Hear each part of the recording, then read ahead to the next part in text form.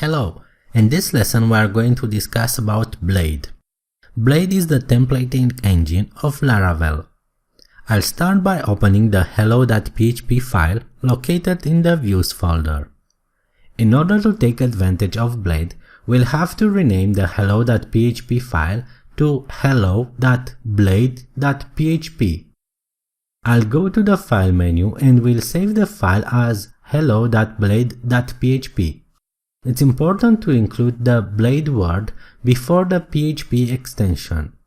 I'll start by editing the text from "You have arrived" to "Laravel has arrived." I'll then get back to my routes.php file and we delete the commented lines that we wrote earlier. Next, at the end of the viewMake function call, I will add an array containing a location and will set its value to California. Let's see now how we can access this array from our view.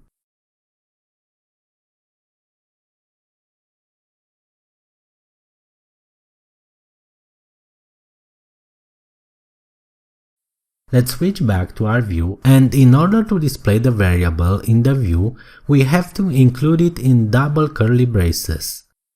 Let's save the page and refresh our browser, and the variable is displayed. Let's specify a date in our view. We can do that by simply using the PHP function date, again inside double curly braces.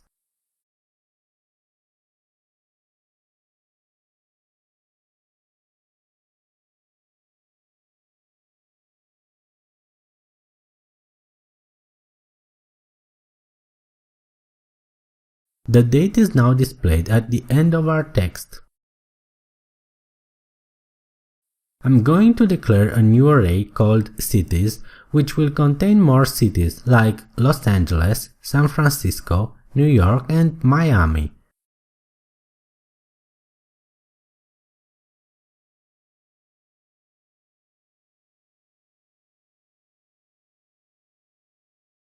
Let's add this new array as an argument when calling the make function of the view.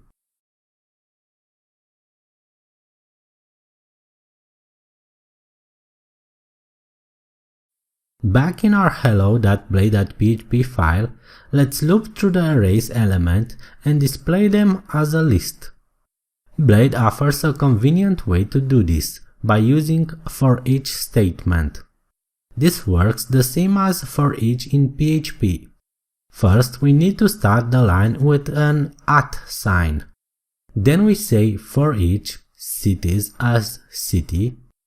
We then declare a list item that will hold our city name, and beside this we'll put the $city variable inside double curly braces as usual. We need to close the loop with an @end for each statement.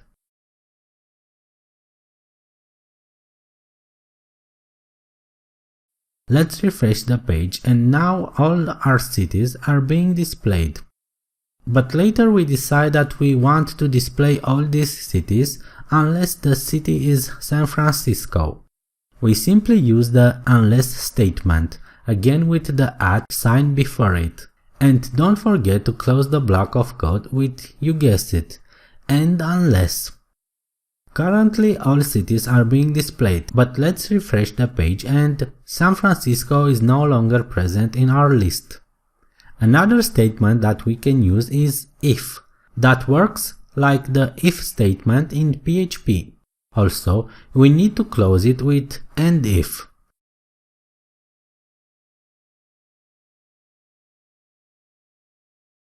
This time only San Francisco is displayed.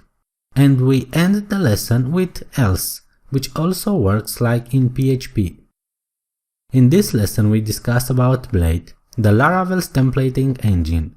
We saw how simple it is to integrate our variables into it, and we also covered some of the control statements like if, else, for each, and unless. We saw that we can run any valid PHP function as long as we'll put it in the double curly braces. In the next lesson we'll start working on a new Laravel application, a login registration system. See you soon, cause we've still got a lot to learn.